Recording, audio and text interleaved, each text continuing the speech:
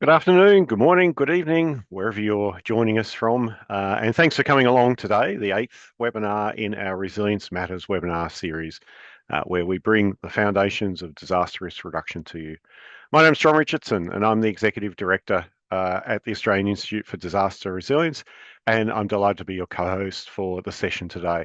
Today, we're going to be focusing on natural values and disaster risk reduction. Before we get going, I do want to acknowledge that I'm hosting this event from the lands of the Bunurong people in the Kulin Nation and pay my respects to elders past, present and emerging and any Aboriginal and Torres Strait Islander people who may be joining us today. Also, I want to acknowledge the traditional custodians of the various lands on which you're all joining us today, and please feel free to let us know where you're coming from in the chat. Paying respects to both elders, past, present, and emerging, but also the knowledge that comes with living on this landmass for 65,000 years or more. What the First Nations peoples of this landmass have actually learned to live with, and the resilience and the wisdom that's developed with over that time. There's certainly a lot I think that we can learn from in as we face many challenges going forward. So before we get into the crux of things, and we'll introduce the speakers, a bit of a housekeeping as there always is. And today's event will be recorded and will be made available along with the slides after the event. Make sure you're subscribed to updates from ADA to receive the link to the recording. We're going to use the Q&A function on Zoom to take questions. So please post it in there and not in the chat window. It'll get lost in the chat, whereas in Q&A, we can see it and we can do a whole bunch of things with it. You can upvote questions by clicking the thumbs up. And then my colleague, Dr. Maida Rashid, our Manager of Capability Development, will lead a Q&A session depending upon the questions that are posed. But use the chat window to share any thoughts or reflections that you have during the presentation. It's a reminder, because this is an opportunity for us to be kind of engaging with the content.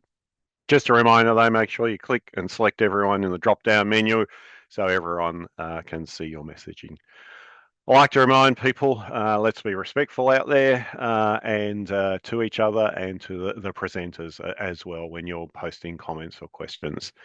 And just finally, just a recognition that some of the topics we cover may feel heavy or challenging and may bring up some past experience of stress and distress. If that happens, please take a moment to use any strategies or techniques that work for you to manage this.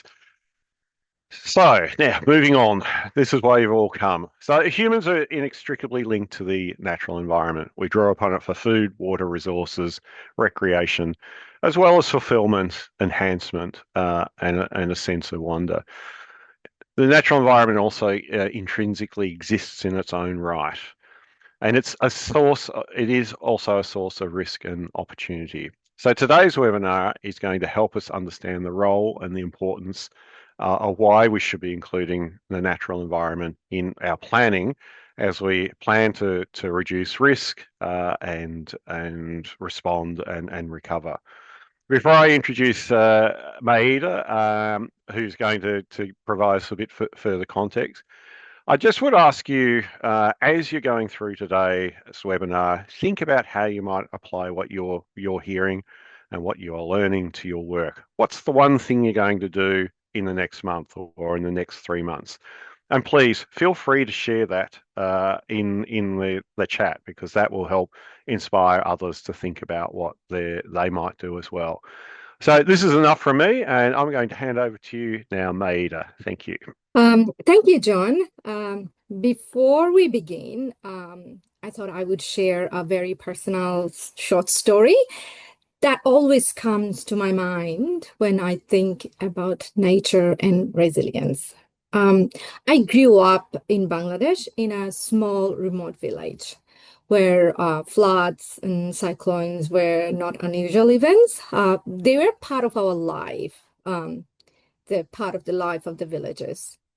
During monsoon, the long rainy season, which goes on for several months, when the ground would be completely flooded, my mother, like other villagers in the village Tarua, would make floating vegetable gardens. Yes, floating. In local language, we'd call them Budi, which is a language of Tarua, but in proper Bangla, we would say Bhala. My mom would use dead banana tree trunks. Banana tree usually die after the fruit is harvested anyway. So and tied them together with a rope to make a raft. On top, she would put layers of water hyacinth, let them rot, and then add a bit of clay and create a bed for growing vegetables.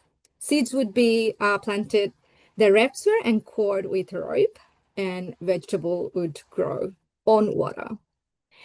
At the time, we did not have any language like nature-based solutions. It was simply how people adapted, using what was available, working with water, with nature, rather than against it. The memory stayed with me because it reminds me that resilience is often deeply local, practical, and shaped by our lived experiences. It also reminds us that many communities have long understood how natural system can help reduce risk and support life in times of disruption. So I'm really pleased to be part of today's conversation and to hear from speakers who are working in this place in such thoughtful and practical ways. All right, let's move into the presentations. Please join me welcoming today's presenters, Dr. Bek Christensen and Sarah Hoyal from NRM Regions Australia, and Dr. Wendy Telfer from the Hills and Floria Landscape Board. So our first speakers today is Bek. Bek is a knowledge broker at NRM Regions Australia. Over to you, Bek. Thanks so much, Maida, for sharing that story, and to you and John for the invitation and the introduction today. Just to give you an overview, if we go to the first slide of where we're heading today, obviously I'm speaking first, and I want to talk quite broadly about the value of nature and nature's role in disaster risk reduction. My colleague Sarah will then talk about how we can include nature protection in the disaster management cycle. And Wendy will finish up by zooming us in, I guess, to some on-ground examples and case studies of where this is already being done before we have time for questions and discussion. Next slide, thanks. And before I kick off, on behalf of the three of us, I'd like to also add our acknowledgement to the traditional owners and custodians of country throughout this continent. We value the importance and diversity of the knowledge and understanding of traditional owners, which is based on a history of adapting to shifting climatic conditions. We respect and recognise them as the first natural resource managers of Australia who've practiced nature-based solutions for more than 60,000 years. We recognise their elders, both past and present, and are committed to working together to care for country. Next slide, thanks. So before I dive in too much, I thought I would take a moment to talk about NRM in case there's some folks out there who maybe haven't heard of us or our work and are wondering why John and Maida invited us here today. So NRM stands for Natural Resource Management, which is the integrated management of the natural resources that make up our world. So this includes our soil and our water, plants and animals, both native and our crops, our stock, all of these things and the interactions between them. Australia actually has a globally unique model of NRM, which is really cool. There's 54 regional organisations across the country, and you can see their boundaries on that map there. They are place-based and operate at landscape scale in partnership and collaboration with their local communities and industries and businesses and government. NRM Regions Australia is the peak body that has the privilege of representing this sector. So if we go to the next slide, you could say that nature is really our business and we value it a lot. But more broadly, beyond our work, nature in Australia is critical and underpins everything. A report last year, just from an economic perspective, showed that nature directly underpins about $140 billion worth of industries in the economy. And when we consider the broader supporting services that nature gives us, there's at least $500 billion worth of value a year. That, of course, is just one lens. And in his introduction, John spoke really nicely actually about the broader value that nature offers to us all. If we go to the next slide, last year's National Climate Risk Assessment also pointed out how valuable nature is and listed it as an underlying foundational bedrock that underpins all of the other systems that make up our communities, society, infrastructure, and so on. What that risk assessment also pointed out is that the natural environment is the system that is currently experiencing the greatest level of risk from climate change and associated hazards. And when we look forward to 2050, is projected to stay in that position as experiencing the highest level of risk, which is really troubling. The next slide shows the main climate hazards that I imagine this audience is quite familiar with. These are the things that affect our communities and built infrastructure and so on. And they are also the things that affect nature: floods, fires, drought, changes in temperature, coastal hazards, ocean warming. These are all hazards that are experienced by nature as well. The great thing about nature, if we look at the next slide though, is that it also offers an opportunity in the form of nature-based solutions to address these hazards. So this idea of a nature-based solution is when we take an action that protects or restores or manages nature in a way that's good for nature and also delivers a solution to some kind of human problem. So in fact, in her introduction, Maida gave a really excellent example about adaptation and food security. We also have nature-based solutions that help with water security, climate adaptation and mitigation, and resilience to extreme events. So if we go to the next slide, some specific examples of what nature-based solutions look like in the context of disaster risk reduction include protecting or restoring our coastal ecosystems like mangroves, salt marsh, and seagrasses. So these things help to dampen wave energy from storms or sea level rise, cyclones when they come on shore, and that prevents erosion. They also help to absorb excess flows that may come again from storms or from land-based flooding. So the World Economic Forum estimated that just protecting coastal ecosystems like this could save about $50 billion a year on insurance. And in Australia, it's estimated that our current coastal ecosystems already protect over $2.5 billion worth of property. Quite important. Another example on the next slide is nature-based solutions that help us with reducing flood risk. So in these cases, often what we're doing is catchment and river restoration. So this includes things like revegetating the upper areas of catchments, which means when rain falls, more of it absorbs into the ground, which means there's less runoff and lower floods. Equally, you can see in the photo there some habitat restoration that's happening directly along the edge of a creek. And that kind of work, as well as work to restore habitats inside the water, inside creeks, helps to dissipate flood energy and reduce erosion and other impacts that occur during flooding.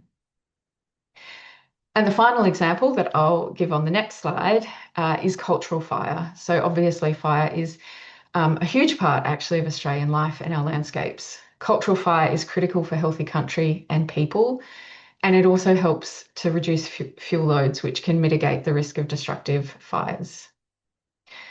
So those are a few specific examples.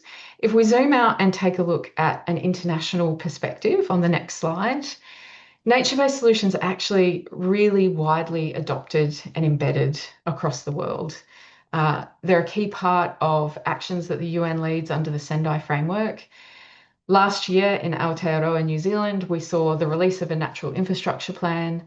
In the US, prior to the current administration, there were over 140 programs across all departments federally that were embedding nature-based solutions for climate adaptation. The Canada Canada and the UK have large investment funds to support this work. The EU has a myriad of programs and funding in this. So it's really widely adopted and scaled up across the globe. If we look at the Australian context, so next slide, we are sadly a little bit lacking our partners around the world, and that is also changing. We are seeing growing attention to explore the potential of nature-based solutions in Australia. And with that, we're also seeing a growing availability of guidelines and methodologies that are specific to our context, which is really important, obviously, for enabling the work to happen. We are doing our part, or trying to do our part, to contribute to this. So on the next slide, thanks. We have a national program that we're leading that's really trying to build the evidence base around effectiveness of different nature-based solutions for disaster risk reduction in Australia, and also looking at the enabling environment in terms of policy, regulation and funding that can help us upscale nature-based solutions. And with that, we're also building the local knowledge, capacity and networks to deliver on-ground work. Next slide, thanks. So some key resources that I wanted to leave you with, and I think these will be in the chat as well. The first of those is the Global Standard for Nature-Based Solutions, which is managed by the IUCN. This is a really helpful framework for understanding how to design and implement and adaptively manage really effective nature-based solutions for a range of things, including disaster risk reduction. I am one of very few Australians that has done the global NBS certification, and it would be great to have many more. It's a really useful framework and tool. And as I mentioned, pardon me, there's also a range of really great emerging Australian-specific materials that are available on our website, and you can find them directly as well. But things like the Australian Guide to Nature-Based Methods for Reducing Risk from Coastal Hazards, the Nature-Led Community Resilience Toolkit, the Australian Guidelines on Nature-Based Solutions for Flood Mitigation, and also the Green Infrastructure Management Manual. So to wrap up my little piece on the next slide, I just want to reiterate that nature is really valuable in many ways, but in particular, it can deliver effective disaster risk reduction at scale, and there's more potential for us to tap in that regard in Australia. We are working on some of the barriers that remain to that, and we are keen to collaborate and partner with anybody who's interested in this, so please reach out. And finally, I just want to pass on a word of thanks to all of our member organisations who are critical to the work that we do and who are doing important work every day. And also particularly in this work, some of our key collaborators are the University of Melbourne, CSIRO, Climate Kick, and also obviously ADA. So thanks very much, and I will pass back to Maida. Thank you, Bek. What a fantastic presentation, and what a lovely acknowledgement of country. Thank you so much. I would like to welcome our next speaker now, Sarah Hoyal, Nature-Based Solutions Lead at NRM Regions Australia. Over to you, Sarah.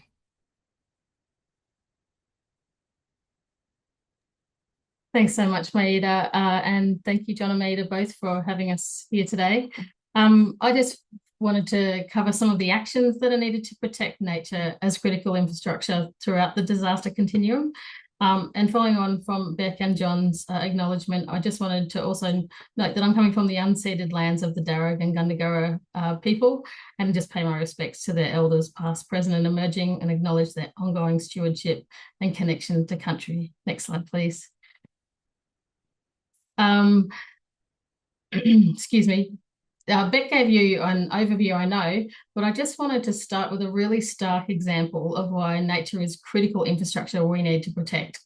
As most of you will be aware, the Black Summer bushfires in 2019-20 was the largest fire event in Australia's recorded history, and over 5.6 million hectares of land was burnt in New South Wales alone, including extensive damage to mangroves and salt marsh. And as you would have heard earlier, mangroves and salt marsh are extremely important for coastal protection. Unfortunately, the monitoring that's been done so far has shown that the mangroves are taking a very long time to recover. So that's, as I said, a massive loss of coastal protection. The Australian Bureau of Statistics has recently started to do a national environmental account and has found that mangroves, salt marsh and seagrasses provide storm and tidal surge protection to more than 100,000 dwellings along the coast in a 1 to 100-year coastal inundation event.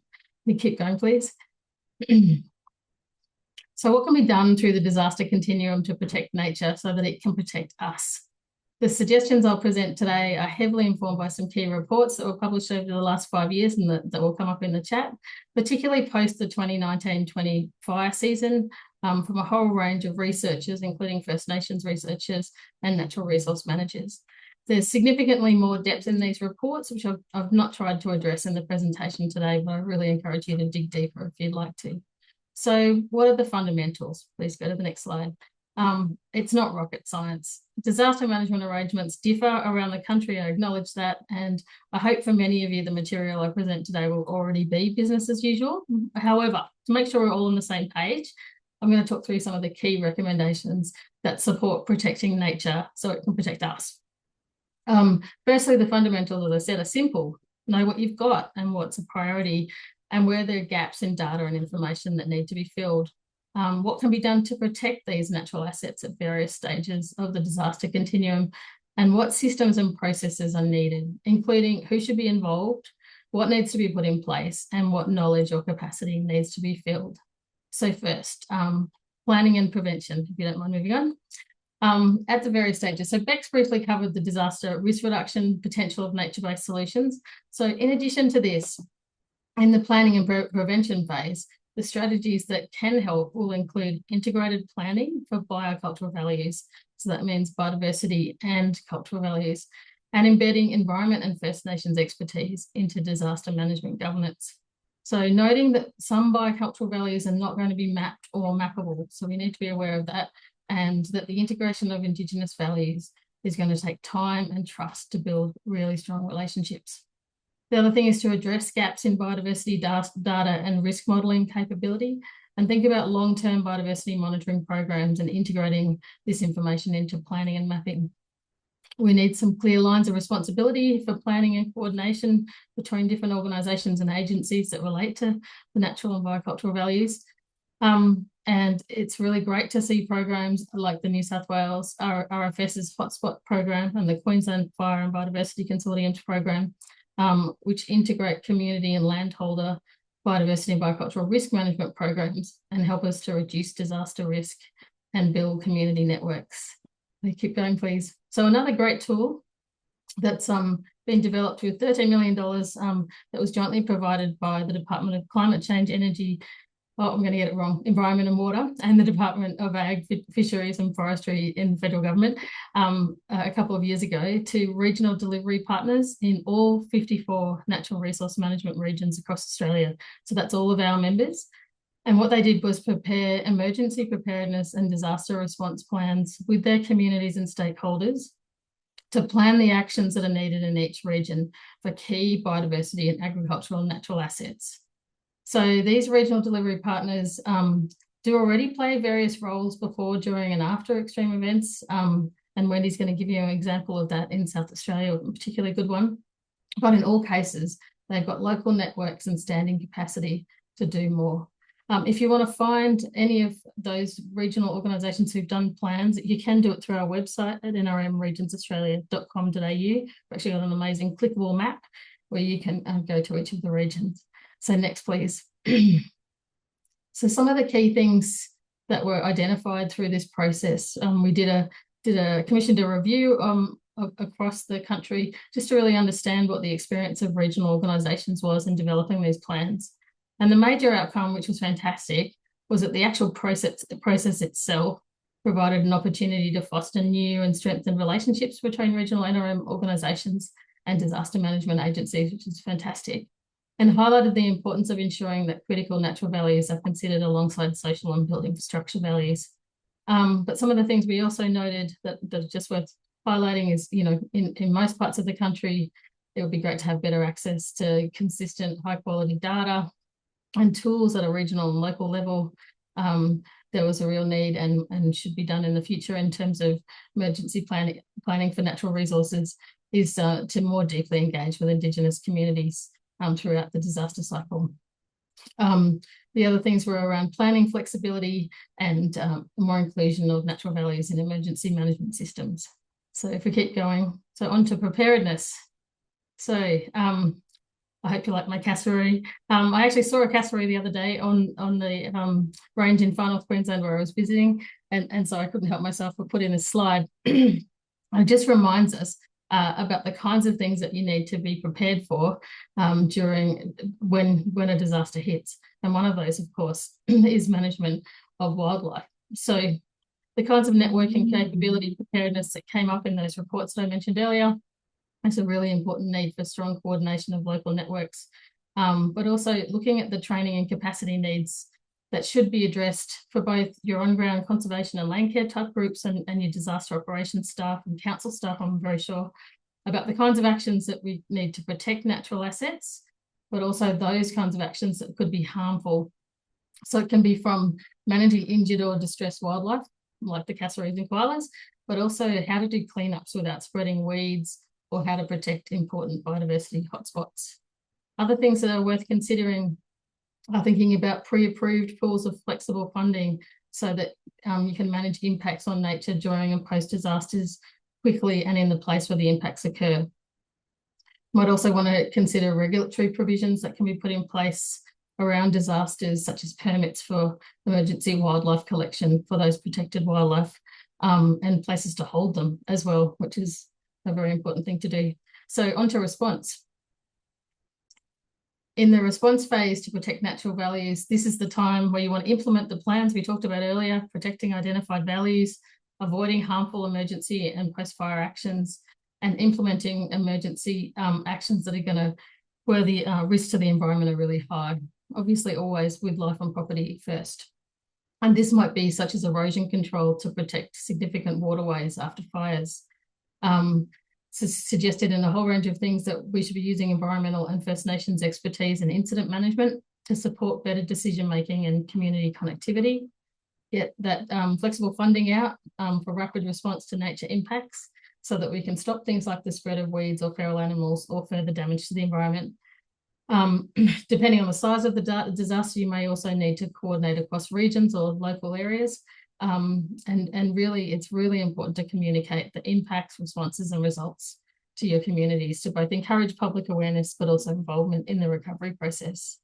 So an example from Northern Australia that I thought was a really good one, where post-disaster recovery efforts were unintentionally compounding impacts on the natural environment, was that the local councils worked with the regional NRM organisations to put together natural asset code of practice and also standard operating procedures for machine operators, so that when they were doing cleanups post-disaster, they were much more aware of what kinds of unintentional impacts they might be occurring and had some guidelines for working more safely.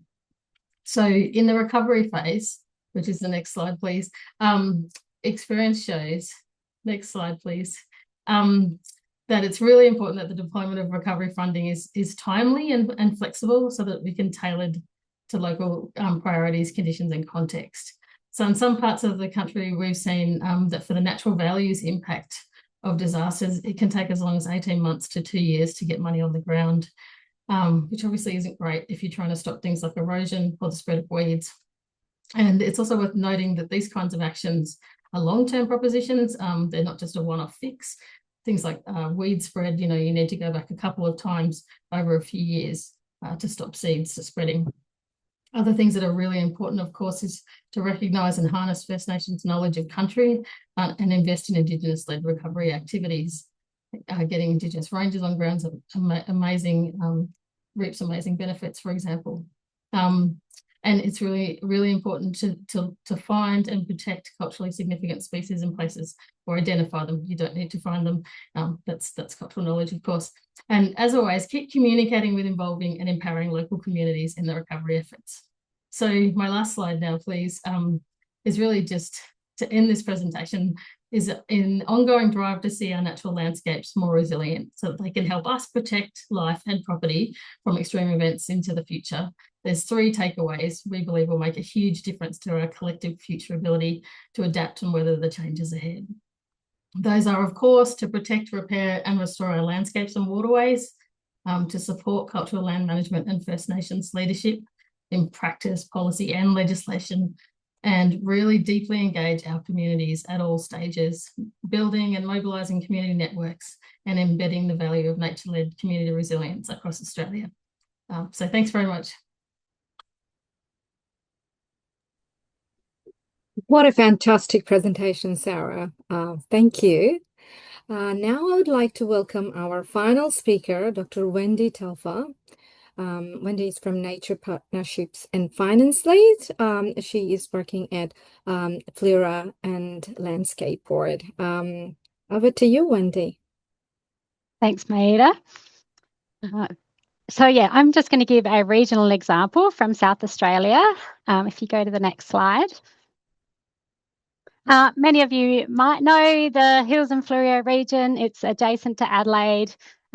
It's a region that's got a really diverse set of land uses, from grazing, the wine regions of McLaren Vale and the Adelaide Hills, lots of scattered townships, and it's a biodiversity hotspot. So while it's only 1% of South Australia's land area, it has over half of our plants and bird species. And many of these are in crisis. The majority of our woodland birds and our native fish are all declining. So, you know, it's a beautiful, incredible region, but it is also got significant challenges. I'll go to the next slide. We face a whole raft of disaster hazards, as do many of your regions, I'm sure, including bushfire, drought, flooding, coastal storm surge and sea level rise. And most recently, we've encountered and experienced the harmful algal bloom along our coastline. These will all obviously increase with the projections around climate change, and we'll be seeing a lot more impacts and more frequently. Next slide. So as an NRM regional body, we have mostly been traditionally in the recovery space. We haven't done a lot of work in the planning preparedness phase and limited involvement in the response phase when we're actually having a bushfire or a flood.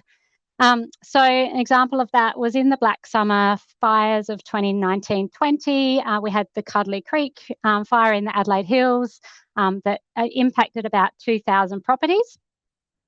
And our role was, as I said, fairly limited in response, but in the recovery phase, we worked to roll out with our communities nearly $6 million of recovery funding. And that included nearly 500 properties engaging in revegetation. We worked on rabbit control, woody weed control, roadside weed control, and a lot of watercourse restoration and revegetation, and a lot of capacity building with farmers and landholders, with over 700 people involved. So a really massive effort. And if we go to the next slide, we found that really was work both in recovery, but really was building landscape and community resilience. We were reducing the risk of future fires, so woody weeds, like you can see in that photo on the left. Gorse and bloom and broom are massive woody weeds and olives that can increase fire risk, so getting stuck into them was a real opportunity. We worked on increasing the connectivity and protection of watercourses, of habitats. We helped make farms more resilient with paddock trees and improving soils and pastures and better pest control.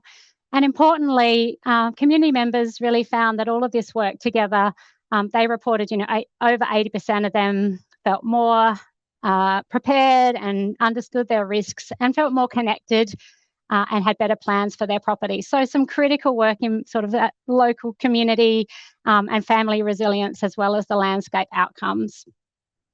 So if we go to the next slide. So as Sarah mentioned, we did some great work in 2024 in that planning and prevention thinking and creating a plan with our stakeholders and communities about how we can play a better role and a stronger role in those phases. So the key thing here was it helped us clarify governance and our roles and responsibility as an NRM board. But also we worked on improving our data on where all those natural assets are so that we can use that data in the response phase. It helped us set out key actions for what we would do as an NRM body during preparedness, response, recovery, and resilience building. And the really important thing, and I think this was the biggest take home, was it helped us strengthen our partnerships and relationships with our emergency management agencies. And that included with SAFECOM and our State Emergency Management Committee. And that has really set us up for working together much more closely throughout the sort of disaster management spectrum. If we go to the next slide. Unfortunately, we've already got to test our plan. We had some major bushfires in February this year. We had private land burn in the Nankita and Tuparang regions on the Fleurieu Peninsula and in Deep Creek National Park. And those areas in Deep Creek National Park are home to some of the last populations of endangered species, the Mount Lofty Ranges, southern emu wren and western beautiful firetail. You can see them on the right-hand side. And so I guess the question then was, well, did all of our planning and preparation help in this response phase? So if we go to the next slide, it was a clear yes. So it was great that we had the relationships. We had built much more strongly this cross-agency natural assets team. So that was both staff from the Department of Environment and Water and our staff from the Landscape Board. We worked really closely with the Country Fire Service. And you can see there in the picture, they did this incredible back burning along like walking trails and managed to save from those aerial suppression efforts in particular, critical habitat of those endangered species and a whole lot of revegetation areas. So it was really exciting that we were shifting from just a focus on protecting life and property, obviously critical, to also though including those environmental assets that once they're gone, you can't get those populations back. We also, it really helped us to roll out recovery grants much more quickly with landholders. Instead of it being months, if not a year, until landholders were receiving grants to do work on their properties, we could roll out those recovery grants within a matter of weeks. So that was great for the landholders as well. Next slide, please. So I'm just going to rattle through a few other of the sort of natural hazards that we face and our role in them. So we do a lot of work with farmers trying to improve resilience to drought, and this is a really big one. We faced drought conditions on the Fleurieu in 2024, and we did a lot of work with farmers on increasing vegetation on farms, so putting back paddock trees and livestock shelter that really helps through these events. Improving soil health that retains water on farm and helps with productivity, and also really improving on-farm water security. We may not be able to depend on our farm dams in future and may need other sources of tanked water in areas such as this. Next slide, please. We're also working with councils on sort of storm surge and coastal adaptation planning. We've got a new coastal action plan along our coastline that we've developed with local government, First Nations and partners. It really articulates, and we're working now on implementing actions that help improve and nature infrastructure along our coastline. So as Beck set out, this critical role that native vegetation can play in holding dunes together, stabilising erosion along our coast. And if we can get those weeds out that don't play that role as well and really put back things that are better for both biodiversity and coastal resilience, it's win-win. Also supporting local government to assess coastal hazards and develop adaptation plans. Next slide, thanks. Floods, we also had the big floods in 2022-23. Obviously, the River Murray flooded through our region, had big impacts. But also we have some localised catchments that face significant flooding. So here in Middletown, it's a downstream little township. And the Alexandrina Council, local government there, in response to that, looked at really a need for early warning systems but also looked at engineering that could widen the channel and obviously get the water out to sea quicker. We were worried that we weren't looking at the whole catchment and so we commissioned a study that showed the nature-based solution of revegetating that upstream catchment could really help with increasing infiltration and reducing and slowing flooding. So we've developed a project with them. We haven't yet got funding for it, but we're really hoping that we can not just adapt downstream, but actually try to reduce these hazards upstream. Next slide, thanks. And finally, massive impacts in the last 12 months of the harmful algal bloom, and that's driven by both ocean temperature and nutrient and sediment.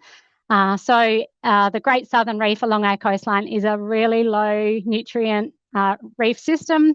It's not meant to have a lot of nutrient out there, but we've been pumping it out there for decades from land, as well as there are natural sources of it from upwellings. But we can put back nature-based solutions that can help to tackle this. So if we can restore our rivers and waterways, they play a natural buffering role in keeping nutrient sediment, helping it drop out before it gets into our rivers and doesn't get out to sea. And also we have nearshore habitats that we can put back, such as oyster reefs and seagrass, that are natural filters in that nearshore environment. So both of these are critical nature-based solutions that we need to put back at scale to really help reduce the nutrient and sediment that are getting into our marine environments and having devastating impacts on both biodiversity, but also our fisheries, our townships, our recreational areas. So a really big win-win if we can restore both of those to nature-based systems at scale. And final slide. Just in the Adelaide Hills and Fleurieu, obviously, and other NRM regions around Australia, we have really tried to shift from just focusing on recovery to much more thinking about how we can build resilience through nature-based solutions that can really help protect our communities, our industries, and our ecosystems first, and work with First Nations, and how we can do all of this in parallel, tackling the dual crises that we have, crises of biodiversity loss and climate resilience. Thanks, Maida. Thank you, Wendy, for a beautiful presentation. Sorry, I was on mute. So Wendy, would you, please stay, and I would also ask Beck and Sarah and John to join us for the Q&A session as well. So we have had a very strong set of perspectives from systems, policy, and on-ground practice. So let's turn to the Q&A windows now, and I will ask some of the top questions that have come through from the audience. Our first upvoted question is asking, as asked by Serena. Serena asking, who is working on the advocacy piece of government for better funding is it for nature-based solutions? Where does the funding sit? Is it federal or state budget? And who is responsible for this? Sarah or Beck, if one of you want to answer that. Who wants to go first? You go, Sarah. I'll give it a go. I mean, really, so that there's obviously the Emergency Management Minister, Christian McBain, and Department of Climate Change and Energy, Environment and Water. We see that there's actually a role for a spectrum of portfolios across government to really be investing, because we know that impacts of disasters affect Treasury, they affect the health portfolio, but at the moment we feel that funding is quite siloed. So the major funding comes from the National Emergency Management Agency, and that gets divested through the states through the Disaster Recovery Fund, and it's the DRFA, which stands for what, John? I think you know that better than I do. The funding arrangements. Disaster recovery funding arrangements, post-disaster, and DRF is the last ready fund. And many of us are advocating, certainly I know our members and ourselves are advocating to different parts of government, but also other conservation organisations, and the more voices, the better. So, I know Serena comes from Bushfire Survivors for Climate Change. There's many other people who should be speaking up. And I think it would be great if it came from the community and also from those of us in these peak bodies. Yeah, thanks, Sarah. Beck, did you want to add anything? I think just to add, I think my answer to that would be it needs to come from everywhere all the time. It is federal and state and local. It is a public responsibility and a private responsibility. And partly that is actually the challenge, because when there's multiple responsible parties, it's easy to keep trying to shift it to somebody else. And so that's part of the challenge we're trying to address, as well as actually bringing coalitions together to move forward. Yeah, absolutely. Thanks, Beck. The next question is from Kate. Any ideas for how we shift the systems to fund the preparedness work at the scale needed to effect resilience, like taxation, benevolent, corporate, etc., to be embedded into the system so that the social and volunteer networks don't burn out. Sarah or Bek? So there's a few different things going on. I didn't quite catch all of the question, but in terms of sort of valuing different parts of the nature-based adaptation and disaster resilience, that we really do have to look beyond the natural values. And I think it's something our sector is learning, is that the work that we do has more value than just for the environment. So that's our shift as a set of organisations, is been very focused on conservation and sustainable agriculture, which is where the majority of our funding has come from in the past. But more and more we realise that the work that we do actually has amazing benefits for people, and and to protect built infrastructure and all of those other things. And there's various ways that's being done. The Capitals Coalition internationally, and then through its Value Australia hub in Australia, is looking at how you get nature and social and human capital onto balance sheet. So it's actually, the CFO who is looking at these things as they make decisions, really at that level. But I'd love to hear from other people in the panel what they think. Right, thanks. So Bek. I think Wendy's got a... I'll chip in on that one. Yeah. Hey, so please, Wendy. Yeah, sorry. I was just going to say, I think obviously we're looking at the role of environmental markets in this, that try to recognise both, carbon plus biodiversity plus climate resilience and community benefits. And so an example of that, a tangible one in our region, is we did get 5 million of Clean Rivers money in the last state government budget. So that is going to help us to have a look at where we can use, as well as doing some on-ground restoration work, but look at how we can use a market mechanism. So can we use a reef credit scheme like is used in Queensland about water quality improvement to use that as a credit, or can we still just stack carbon credits and other sort of biodiversity credits to try to get the scale we need with these nature-based solutions? We actually need to be able to aggregate land holdings and find market mechanisms that can support all of it. We don't, and also just looking at other options for private-public partnerships. We don't actually build them the way we build roads. We have private-public partnerships, and we need to think about how we do that for nature-based solutions. Yeah, thanks, Wendy. So next questions is saying, it's from Ellison. They asked, did you say each NRM region has developed an environmental emergency management preparedness and disaster response plan? Yes, they have. Yeah, every region in Australia through that I always get wrong, Natural Heritage Trust funding that was provided by DAF and DQ. So every region has one, and the easiest way to find it, if you don't know which region you're in, is to go through our website. We really encourage people to connect with their regional organisations and find out about them. If they haven't, I hope that they have heard of them already, but if they haven't, then it's time to reach out. And we're really happy to help to find those. Thanks. I think for our organisations, in a lot of ways, they're a starting point, not the end of the conversation. So, I think all of the organisations in our network are keen to have those conversations with anyone who's interested. So I will just add this question, which is quite similar. So did NRM has established strong partnerships with local governments, or is it still a work in progress?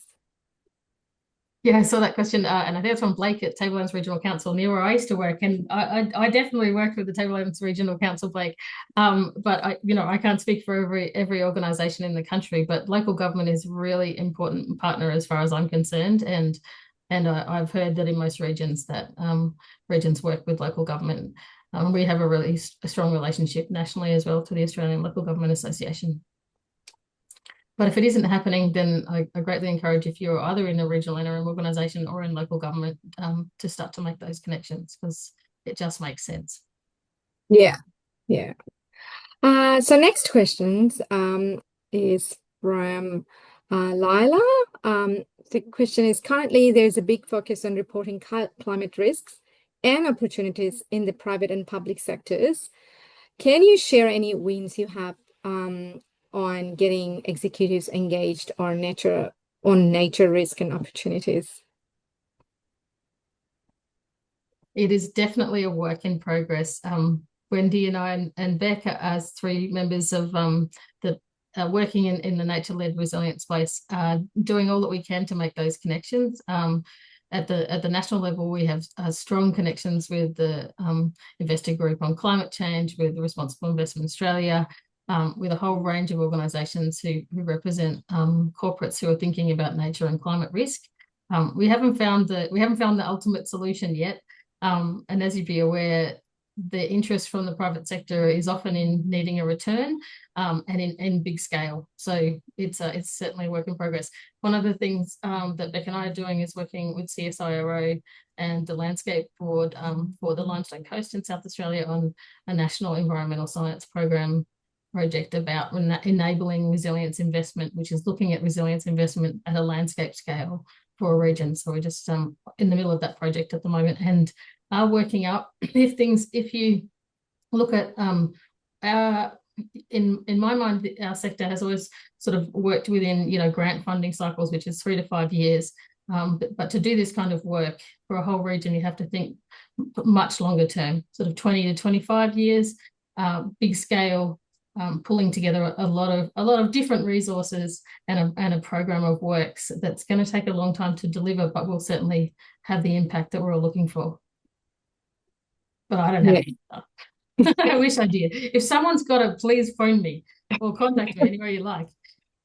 If I can add to that as well, at a very different scale, I think that question was obviously targeted at an executive, big finance, big company kind of scale. I mean, fundamentally, most of the work that regional NRM organisations do on ground is often on private land with private landholders who themselves are usually small businesses in some way, and are making often those choices at a business level for themselves, that this is a worthwhile investment that delivers a return at that level. Part of our challenge and opportunity is working with many to try to stitch together lots of work to have that impact at a landscape scale. But at that lens, there are certainly business-minded people who are making the choice to invest because it's smart for their business. And like a little example, perhaps at a medium scale, in southeast Queensland, there is a lot of catchment restoration work that happens throughout the many upper reaches of Maiwar, the Brisbane River. A number of that is funded by water utilities and also by the Port of Brisbane as a smart business choice as well to mitigate their risks from sediment that gets mobilised in floods. So there are these kind of smaller examples out there, and as Sarah said, our challenge is kind of how we make that happen at scale. And if anybody knows how to do it, we'd really love to know.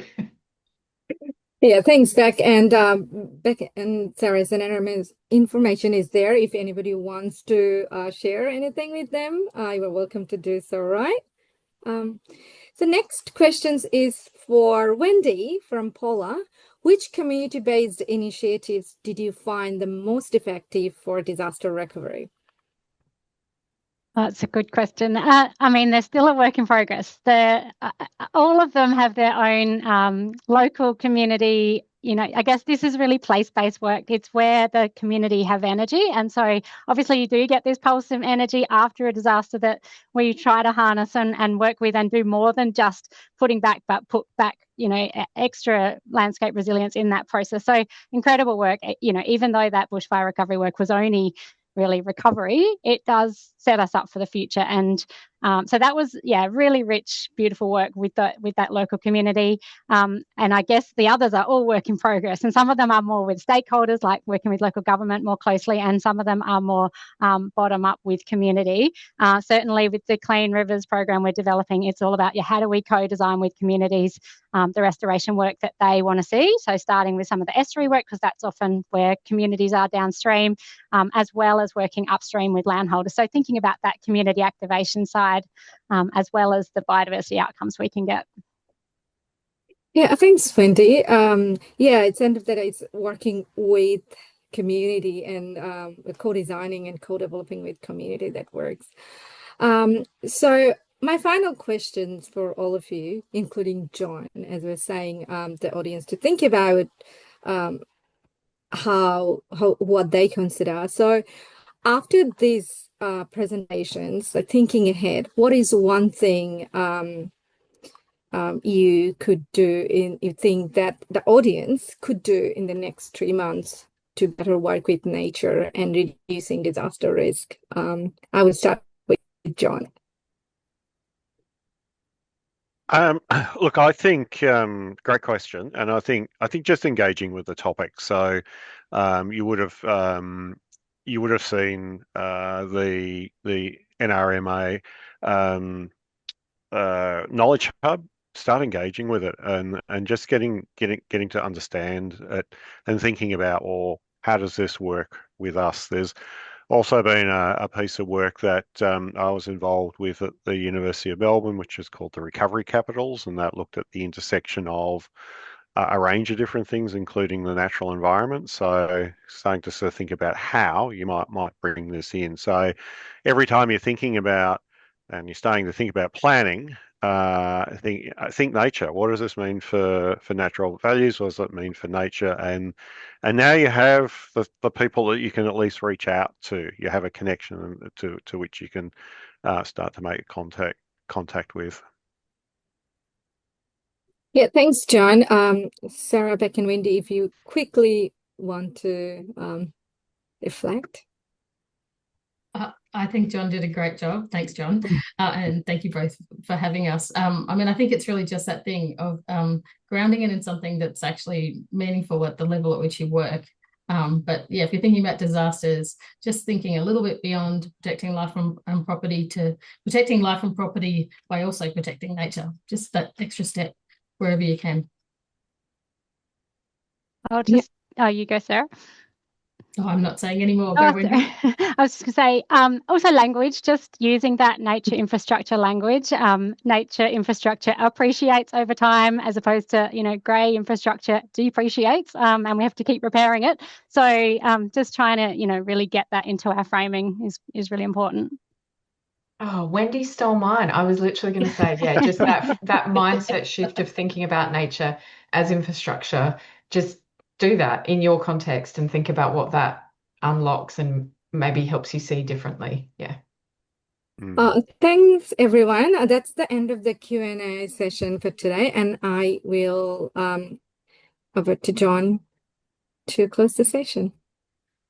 Thanks, Maida. Thanks, Wendy. Thanks, Sarah. And thanks, Beck. This came about the conversation at the last year's Australian Disaster Resilience Conference in Perth, where Sarah was in Resilience Lane, and we had a great chat about what they were doing and what our interest in. And so it was fantastic to see this come together. This is not the end for us either. We're really starting to think about how do we start to work more closely together and think about how we incorporate natural values into a lot of the work we do, whether it's around handbooks or other things. So this is an important part of what we are looking to do going forward. So, but just to close out, I would really like to thank Charlotte Fell and Angela Draper for their work in the background on the decks, making sure that it all works out. The financial support of the National Emergency Management Agency in bringing this to you. And while we're talking about NEMA, I'd also like to draw your attention to the new Oz Alert National Warning System and the national test on the 27th of July. You can find more about it at www.ozalert.gov.au. Next webinar in this series is going to be a spotlight one where we delve into a particular issue in detail, and that's on the 24th of June, featuring Mia Coxon and Nick Rose from Sustain Australia and Rachel Montgomery from the National Emergency Management Agency, and we're going to be looking at food security. After that, we've got a special NARDOC Week webinar featuring Associate Professor Bayomi Williamson, who is going to lead a deadly panel on 50 years of deadly. So we're really looking forward to that. Registrations are now open for both of those events, as they are for the Australian Disaster Resilience Conference here in Melbourne this year. When you leave this call, you're going to be taken to a short survey. Please fill it out. We use this information to make sure that the things that we're doing like this continue to meet your needs.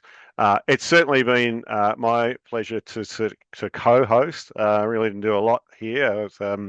Everyone else did the heavy lifting, but yeah, really pleased to be able to be here and bring this topic to your attention. So until the next time, please stay well. And on behalf of ADA, please, thank you for joining us today.